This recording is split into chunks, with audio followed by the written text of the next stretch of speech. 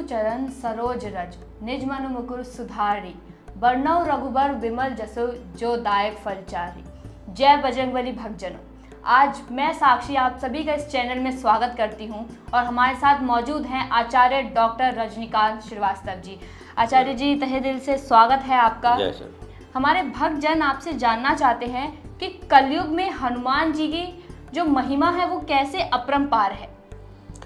जय श्री राम। दोस्तों मैं बताना चाहूँगा कि भगवान श्री राम जब इस कलयुग से इस धरती से अपने बैकुंठ धाम को जा रहे थे तो प्रभु जी ने हनुमान जी को इस धरती की सारी व्यवस्था संभालने के लिए बोल दिया और ये कहा कि अपना राम भक्तों की सेवा करते रहना, उनके ऊपर किसी तरह की दुख न हो, क्योंकि जानकी माता ने भी उन्हें आशीर्वाद दिया है कि आप चिरंजीवी रहेंगे और सभी और भी देवी देवताओं का आशीर्वाद है कि आप कलयुग में यहाँ पर रह के सभी लोगों की देखभाल करेंगे, खासकर राम भक्तों की। यही वजह है कि भगवान राम के भक्तों के लिए हनुमान जी हर वक्त तैयार खड़े रहते हैं।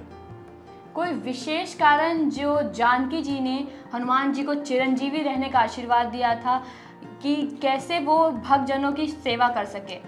एक्चुअल क्या था कि उनकी अपरंपार और अटूट विश्वास था भगवान श्री राम के ऊपर जी, और वो सच्चे निष्ठा के साथ अपूर्ण ईमानदारी के साथ वो सेवा करते रहे। एक घटना घटी थी सिंदूर वाली, जो आपको पता है कि उन्होंने सिंदूर से ये पता लगा कि मांग में लगाने से पति के प्रति प्यार बढ़ता है, तो उन्होंने उठा के पूरी शरीर में ही सिंदूर लगा दी। तो उन्होंने माँ जानकी जी ने, सीता जी ने आशीर्वाद दिया कि कलयुग में अगर कोई है तो आप ही चिरंजीवी रहोगे। ये आशीर्वाद उनका है। आचार्य जी, आप हमारे भक्तजनों को बताइए कि कैसे वो हनुमान जी की भक्ति करके अपने अंदर सादगी, अपने अंदर वो पेशेंस लाए, क्योंकि आज की जो युवा पीढ़ी है वो अलग दिशा में जा रही है, उनके अंदर वो दृढ़ता, वो निश्चितता नहीं है जो हनुमान जी में होती। तो वो कैसे भक्ति करें और हनुमान जी के पद चिन्हों पर चलें? देखिए, सबसे पहले हनुमान जी की गाथा आप सुनेंगे तो क्या देखेंगे कि हनुमान जी के अंदर संयम बहुत थी। उन्हें अपने शक्ति का खुद एहसास नहीं रखते थे, ना उनके ऊपर अहंकार था। और बेस्ट मैनेजमेंट के अगर क्वालिटी किसी आदमी के अंदर था उस टाइम के जीवन में, तो देवताओं में सबसे ज़्यादा हनुमान जी के थे। लंका का ही देखिए कि जब लंका वो गए हैं तो मैनेजमेंट की उनका देखिए, माचिस उन्हीं की, तेल उन्हीं का, कपड़ा उन्हीं का, और उन्हीं के देश में जाके उन्हीं को लंका जला के चले आए। तो उनकी बेस्ट मैनेजमेंट का सबसे बड़ा एग्जाम्पल है। हर वक्त पेशेंस में रहना, जिसको संयम बरतना। स्वामी भक्ति कूट कूट के भरी हुई थी कि एक बार वो छत पर बैठ के चुटकी बजाने लगे तो हनुमान जी को जम्हाई के ऊपर जम्हाई आनी शुरू हो गई थी, मुंह खुल गई थी। ऐसी भी कई घटनाएं घटी हैं। तो उनसे बढ़िया मैनेजमेंट, उनसे बढ़िया स्वामी भक्ति, उनसे बढ़िया संयम किसी के पास नहीं है। आजीवन ब्रह्मचारी रहने वाला आदमी, और हम हर क्वालिटी उनके अंदर थी। बल बुद्धि के देवता हैं ही, विवेक भी उनमें कूट कूट के भरी हुई हनुमान जी। और आज भी हनुमान भक्त जो है, सच्चा हनुमान भक्त है, उसके अंदर ये सारे क्वालिटी आ जाते हैं और हनुमान जी की कृपा बरसती है। जी। भूत पिशाच निकट नहीं आवे, महावीर जब नाम सुनावे, ये तो हम सभी पढ़ते हैं। तो आचार्य जी ये बताइए कि जब हम ये वाणी और ये जब शब्द बोलते हैं तब हमारे अंदर एक शक्ति आ जाती है, पर आज की युवा पीढ़ी शायद में इस चीज़ को नहीं मानती है कि भूत पिशाच कुछ होते हैं, अगर हनुमान जी का नाम लेते हैं तो वो ख़त्म हो जाता है। तो आप बताइए कि कैसा प्रभाव है हनुमान जी का भूत पिशाच के ऊपर? अब देखिए, लेटेस्ट एग्जांपल आपको दे रहा हूँ। जी। आप कोई भारी चीज उठाते हैं, पूरी ताकत से उठा रहे हैं, नहीं उठ रहा है, अब पीछे से दो चार आदमी एक साथ बोल दे जय श्री राम, तो आपके अंदर एक ऐसा विश्वास, एक ताकत उत्पन्न होती है कि वो भारी से भारी चीज आप 1 मिनट में कर लेते हैं। किसकी शक्ति है? भगवान श्री राम की। अब रही हनुमान जी का, ज़िंदगी में आप देखिए, आप लड़की हैं, कहीं ना कहीं जाती होंगी, ऐसे भी जगह आप जाती होंगी वहाँ अंधेरा हो, सुनसान हो, वीराना हो, वहाँ आप डर जा रही हो, कोई सहारा नहीं है। आप हनुमान जी का नाम तो लीजिए, आप देखिए कि आपका डर भय कम हो जाएगा।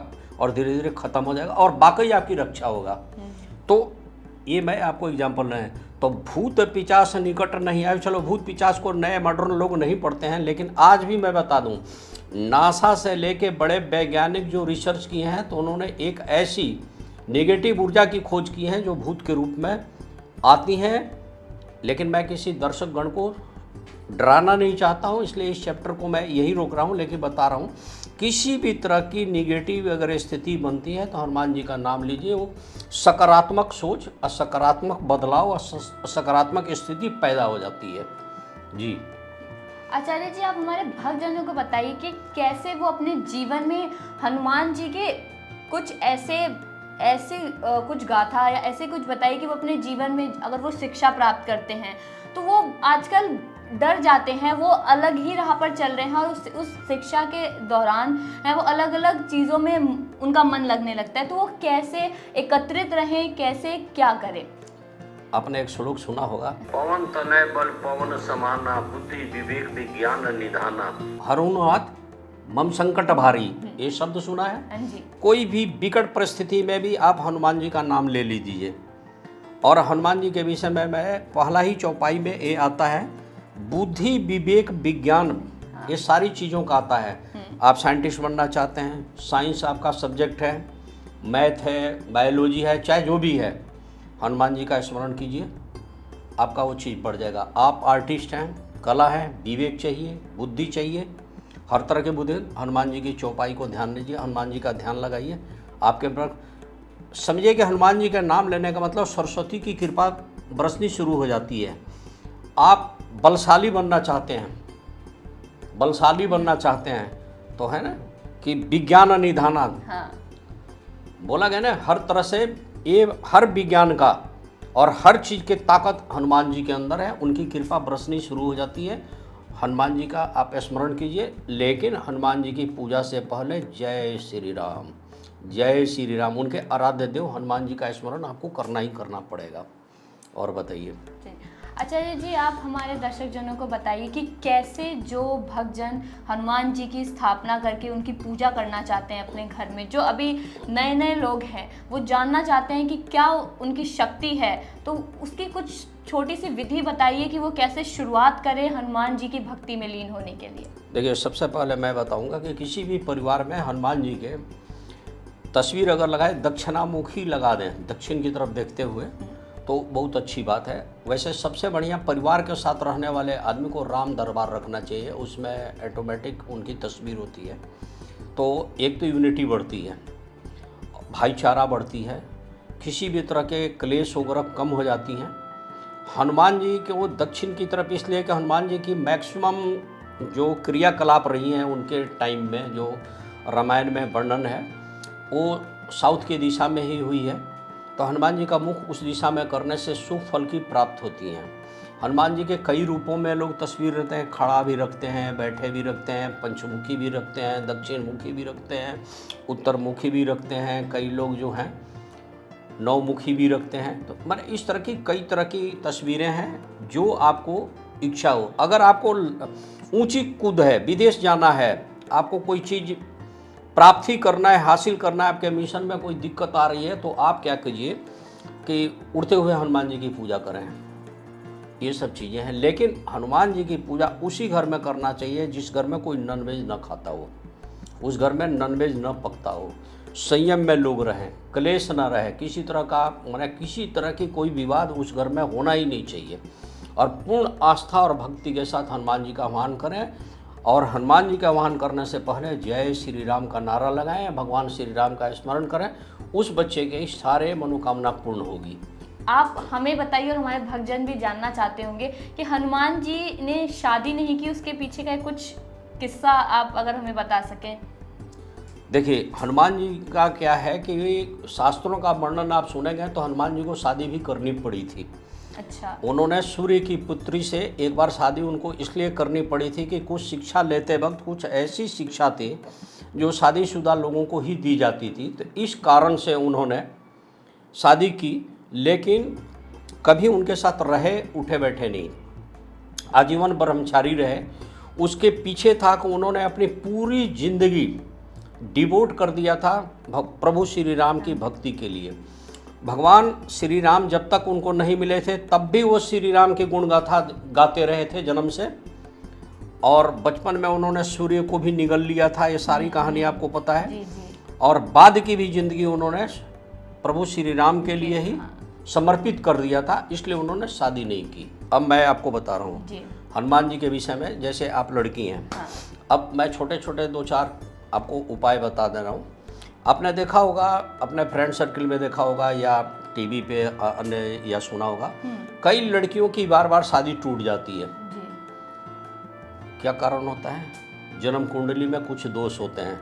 किसी का राहु बाधक बन गया, कहीं केतु बन गया, कहीं शनि हो गया, कहीं मंगली है, कहीं मंगल के कुप्रभाव पड़ा, या महादशा फेवर में नहीं है, प्रीत विमर्दन दोष है, संबंध विच्छेदन दोष है। अगर इन सबको सारे जगह पंडितों के कहने से पूजा पाठ कर लिया, सब जगह विद्वान पंडित ने, एक्सपर्ट ने भी बताया, अब कहीं से कोई रास्ता नहीं है, तो उनको आना चाहिए शरण में किसके? हनुमान जी के। हनुमान जी उनको लाभ दे देंगे। कई आपके लोग ऐसे भी जानने में हुए हैं कि अचानक वो भयानक कर्जदार हो गए, उनकी कर्ज समाप्त नहीं हो रही है, अब वो उनके पास कोई रास्ता नहीं है, तो अंतिम सहारा पकड़े हनुमान जी को। हनुमान जी उनको सहारा देते हैं। तो हम लोग बोलते हैं ना, ऋण मुक्ति मंगल श्लोक का पाठ करना शुरू कर दीजिए। तो ये सब चीज़ें हैं। लड़कों की लड़कियों की आपसी संबंधों में बहुत ज़्यादा कभी कुटता आ जा रही है, शुक्र बाधित हो गया, राहु आ गया, तो फिर सहारा पकड़िए हनुमान जी को। लेकिन हनुमान जी सच्चे काम वालों का साथ देते हैं, दुराचारी, व्यभिचारी, गलत संगत वालों का बिल्कुल साथ नहीं देते हैं।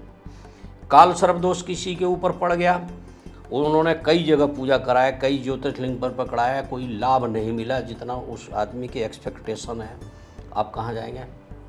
तो आप जाएंगे हनुमान जी के शरण में। लास्ट में जन्म से ही किसी के कुंडली में चंद्र 20 दोष है, 20 दोष है, कैमद्रुम दोष लग गया है, वो आदमी का ग्रोथ हो ही नहीं रहा है।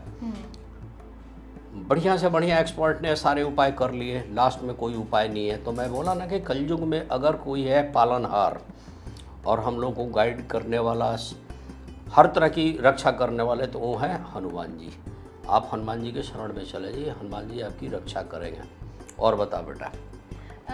आचार्य जी, आज की जो युवा पीढ़ी है वो बहुत ज़्यादा स्ट्रगल कर रही है अपने नौकरी को लेके, अपने क्या आगे की जो लाइफ है वो कैसे, नौकरी नहीं मिल रही है, बेरोजगार हो रहे हैं, तो उसके लिए आप चंद कुछ बातें बताएं। हाँ देखिए, मैं बताऊं, नौकरी रोजगार का संबंध सबसे पहले हम बीइंग एस्ट्रोलॉजर हम लोग सबसे पहले चेक करते हैं कि उस आदमी की लगनेश की स्थिति, लगन का मालिक कहाँ बैठा है, लाभ घर से उसका क्या रिश्ता है, कर्म स्थान का मालिक कहाँ बैठा है, सतमेश कहाँ बैठा है, इन सभी को जोड़ के निकालते हैं कि रिक्शा वाला बनेगा, ये भारत का प्राइम मिनिस्टर बनेगा, ये पायलट बनेगा, ये डॉक्टर बनेगा, ये इंजीनियर बनेगा, ये धना सेठ बनेगा, ये व्यापारी बनेगा तो ये आइसक्रीम इंडस्ट्री का मालिक बनेगा या इंजीनियरिंग का मालिक बनेगा। कोई भी उसके कर्म स्थान ये पहले से नहीं थे। परमपिता परमेश्वर की कुछ ऐसी कृपा है कि ज्योतिष में मैक्सिमम चीज़ों की जानकारी मिल जाती है,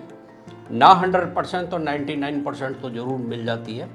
अब वो जो ग्रह कोई बाधित कर रहा है, उसको पीड़ा दे रहा है, उसमें कोई लाभ नहीं मिल रहा है, तब वहाँ पे हम लोग हनुमान जी को सहारा पकड़ते हैं और हनुमान जी के थ्रू उस चीज़ को सही करते हैं और वो सही हो जाता है जी। आचार्य जी, मैंने सुना है जब चंद्रग्रहण या ग्रहण लगता है तब हम हनुमान जी का जाप करते हैं, तो उससे जुड़ी कुछ कहानी आप बताइए कि ऐसा क्यों है? उसका कारण क्या है कि उस टाइम में रेडिएशन, निगेटिव ऊर्जाएं निकलती हैं जो पृथ्वी पर रहने वाले लोगों के ऊपर रेडिएशन बहुत ज़्यादा पड़ती हैं। सपोज कि चंद्र ग्रहण चल रहा है और जन्म कुंडली में किसी की चंद्र ग्रहण दोष पहले से लगा हुआ है, जिसे मातृ दोष भी बोलते हैं, शशि विमर्दन दोष भी बोलते हैं, या सूर्य ग्रहण का समय है, किसी की जन्म कुंडली में पितृदोष है या सूर्य बाधित है, तो उस पर उसका इफेक्ट ज़्यादा पड़ता है और रेडिएशन का प्रभाव पड़ता है। साइंस के हिसाब से रेडिएशन को रोकने के भी कई कंट्रोलिंग बताएं कि आप सूर्य की तरफ डायरेक्ट न जाएं, उस टाइम में आप सूर्य के सामने न जाएं, अपने स्किन को बचाएं, आई को बचाएं, या गूगल्स चश्मा वगैरह लगा के सूर्य को देखें, शास्त्रों में बताया गया है कि आप उससे रिलेटेड चीज़ राहु का दान करें, और उस टाइम में अपने को बचाने के लिए कलयुग में संकट मोचन अगर कोई है, संकट का मोचन करने वाला कोई आदमी है तो वो हनुमान जी हैं। तो आप हनुमान जी का जाप करना शुरू कर दीजिए तो आपको लाभ मिलेगा। कई लोग गायत्री मंत्र भी पढ़ते हैं, कई मंत्र हैं जो को उस टाइम में किया जाता है, ताकि जो निगेटिव रेडिएशन का बैड इफेक्ट आपके ऊपर पड़ रहा है उससे आप बच सकें। जी जय श्री राम आचार्य जी, आपका तहे दिल से धन्यवाद कि आपने हमारे भक्तजनों को हनुमान जी के प्रति इतना भक्ति लाभ कर दिया कि वो इतना ज़्यादा मनोभाव हो गए। आचार्य जी के इस चैनल को सब्सक्राइब कीजिए, लाइक कीजिए और कमेंट करके बताइए आप अपनी किन दिक्कतों का सामना कर रहे हैं और हनुमान जी के इस भाव से आपने क्या क्या सीखा।